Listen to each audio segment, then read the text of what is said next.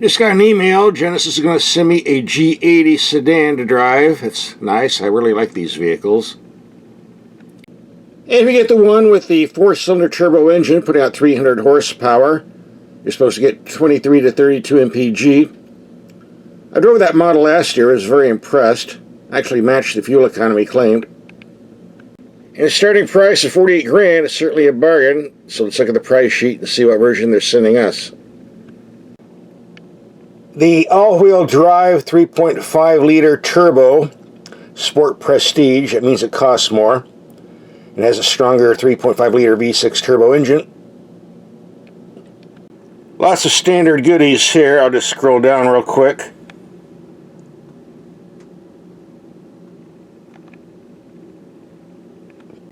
Here's the second row. Leather seats, 12-way power seats, power this, power that. Dual, 3-zone climate. Premium audio, 21 speakers. And that nice warranty. $63,000, but wait, there's more. $6,800 for a Prestige package. All right. Carbon fiber trim. Up from 48 grand to 71 grand. That's a gonga. Well, at least we're getting a vehicle that's actually made in Korea, in a Korean plant by Korean workers, which means the quality is going to be a bit higher than those made elsewhere, in my opinion. And here's the safety star rating. Looks pretty good to me if you're worried about stuff like that. By the way, we also did a 1-week review on the Genesis GV70 SUV. We have a link for that video at the end of this video. Just go to the end, click and watch. And about 9 months ago, we had a Genesis G80 with the turbo 4-cylinder engine. It got 34 miles to the gallon. If you can't decide whether to get a V6 or 4-cylinder, you need to watch this video. We'll have a link for that at the end of this video as well. So you're getting 3 Genesis videos to watch for the price of 1. Free. Alright, let's open the garage door, wheel this baby out, and see what it looks like in person. The Genesis G8 I had last year was really beautiful with a nice burgundy paint job. This white isn't as attractive, but does a good job reflecting the 100-degree heat we have out here today, so I'm not complaining. Either way, this is a nice looking vehicle, I think. And here's our side view. And the rear. And this has had a long trip all the way from Korea to California, from California to here, just for us to look at and drive. I'm not sure what to make about these wheels. It seems to be a new thing. They look okay to me, but some people just didn't like them, thought they were kind of tacky, but I don't know. Put your opinion in the comments section. That's what it's for. One of the first things we do, we get a vehicle, is take the headlights out in the dark and see how they perform. We're doing that in part 3 of the video. We did a separate video on that on YouTube. If you haven't seen it, you'll see it here. Looks like a quad setup. Should be pretty bright. And the second thing we do is check and see if there's a spare tire. A nice compact. Oh yeah, the battery's down there too. Don't know if you see it with the glare.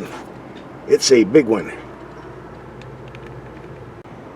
The base 4-cylinder turbo is a fantastic motor, but this 3.5 liter turbo, 375 horsepower, liquid 8-speed automatic transmission and all-wheel drive is a fantastic choice too.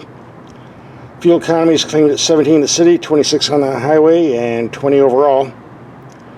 We'll be taking this out in the real world and see what the numbers are, so don't go away.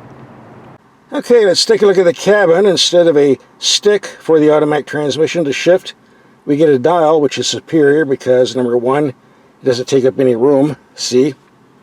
Number 2, when you turn the engine off, it automatically goes into park, unlike a stick version where you have to manually put it in park. If you get the wrong gear, the vehicle might go downhill and hit somebody, but you don't have to worry about this because it always goes in park automatically. It doesn't take up any room, and this is a far better system. Of all the systems I've used, the push-button controls on the transmission, as used in Honda and Acuras, are the best because you don't have to take your eyes off the road to use it compared to this in a stick you do, but this is still a pretty good system and I'm not complaining. And if you want to shift manually, That's what the pedal shifters on the steering wheel are for. And they belong on the steering wheel, but they can always be reached, not on the steering column like the Italians do, where they can't always be reached. They belong on the wheel. Yeah, I know Ferrari puts them on the column, but they did it wrong. And here we have the controls for the infotainment screen. And it's hooked to a large 14-inch info screen with all kinds of programs for you to use. If you don't want to use the knob, just use your finger. Gives you a choice, finger or knob. Other vehicles only give you one choice, knob or finger. Nice to have both. And we get a drive mode button. Gives you a choice in Sport, Sport Plus, Custom, or Comfort. The glove box is big enough. Holds a lot of stuff. The sun visors do slide back and forth to block out the sun from the side windows. And this leather trim is absolutely fantastic. In fact, the entire cabin gives it a total thumbs up. Good materials and workmanship. I've said it before, I'll say it again, this Genesis emblem needs to go. It looks too much like the Mini Cooper emblem, or the Aston Martin emblem, or the Chrysler 300 emblem. Get my drift?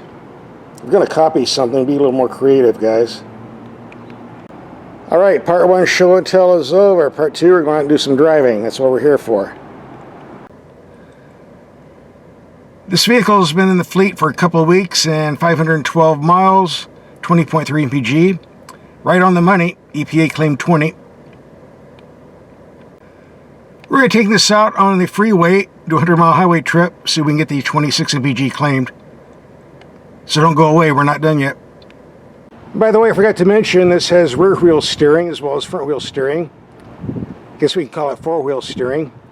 Makes for a tighter turning radius and makes parking in tight spots easier, I'm told. Let's give it a shot. Yes, this is definitely a tight turning circle.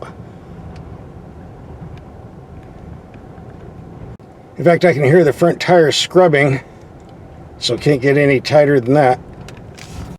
Let's see how it fits in this tight space.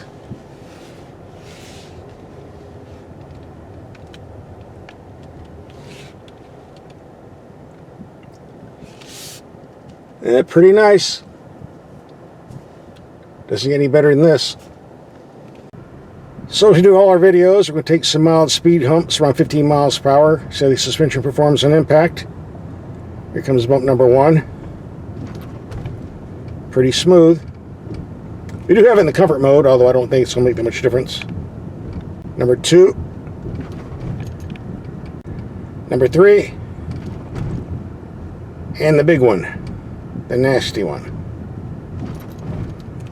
Very smooth, very impressive. We usually do the turning circle for sports cars only, but this is kind of a sporty sedan, so let's take the corner in the Sport Plus mode and see what happens. And a bit more body lean than I would like, but with all-wheel drive and rear-wheel steering, we're definitely hanging in there. Yeah, definitely. I can't even get the tires to spin. That's a good accomplishment. Again, very impressive. This 3.5 liter V6 turbo is a real sweetheart, very smooth, very quiet, and very quick. No lack of power here. Sweet. Excellent brakes too. One of the features I like about this vehicle, they have cameras on the outside mirror, so when you turn the turn signal on, you have to look at the mirror to see what's beside you on the left or right. You got a built-in camera system. Yeah, we're not moving right now, we're in a parking lot. For safety reasons, I'm doing this standing still, but you get the idea. That's the left side and the right side. We're going to reset the mileage computer and take a highway trip, about 100 miles. Just a note here, I was really going to give this vehicle a 10 out of 10 until I got a flat and had to change a tire. Found out that the bolt, stud, screw, everything is on the bolt. Which means when you try to put the tire back on, you have nothing to place it on except a hole. If you've ever done this, I thought only Volkswagen did. It is a nightmare if you're doing this by yourself.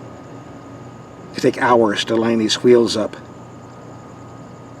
This part belongs on the car. There should only be a bolt. This is not good engineering and a bad idea. Moral, don't get a flat on a Genesis. Other than that, I still like the car. I guess I should have called roadside a service. Holy.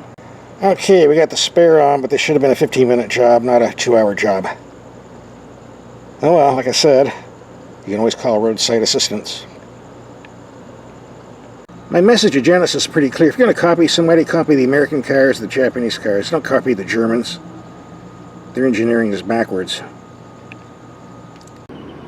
So what's my take on the G80 after a week of driving? You know, it's a very nice car. I'm close to give it a 10 out of 10.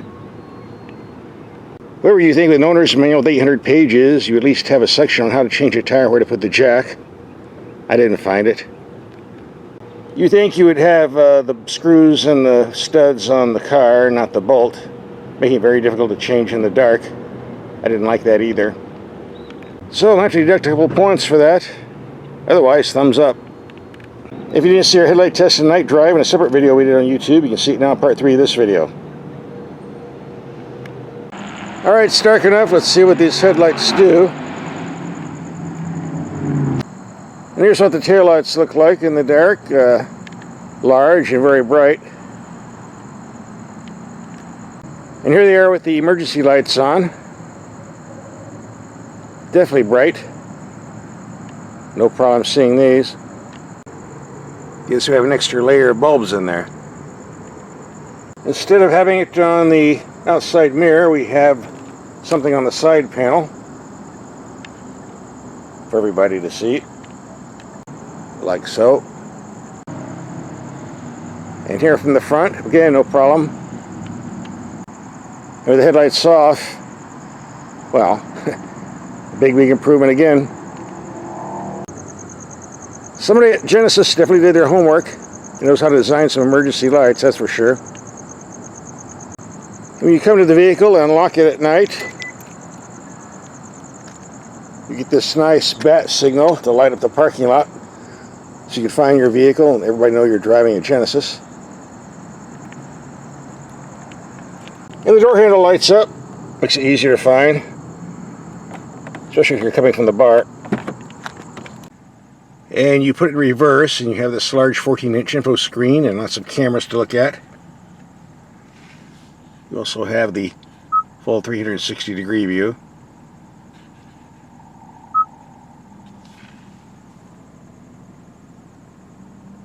A view from outer space over here. And for all the money we're paying, the instrument panel and the knobs and controls all light up pretty good. If you're driving at night and you put the left turn signal on, you want to look and see what's on your left, you don't have to use the outside mirror. Because on the gauge cluster, there you go. You can see what's on your left with the camera system. Same thing with the right.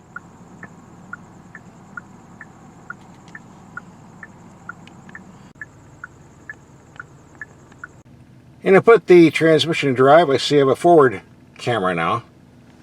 This is the front grille. And I almost forgot, we're here for the headlight test, right? Okay. Got the low beams on the wall 33 yards away, 100 feet, or 90 meters, is it? Very good outcome. Very bright above the bushes, so we got good height. Very widespread. Very impressive. I'll go to high beam. Got some power here. Extremely bright. Alright, looking down the dark, dingy street. No lights. Low beam. High beam.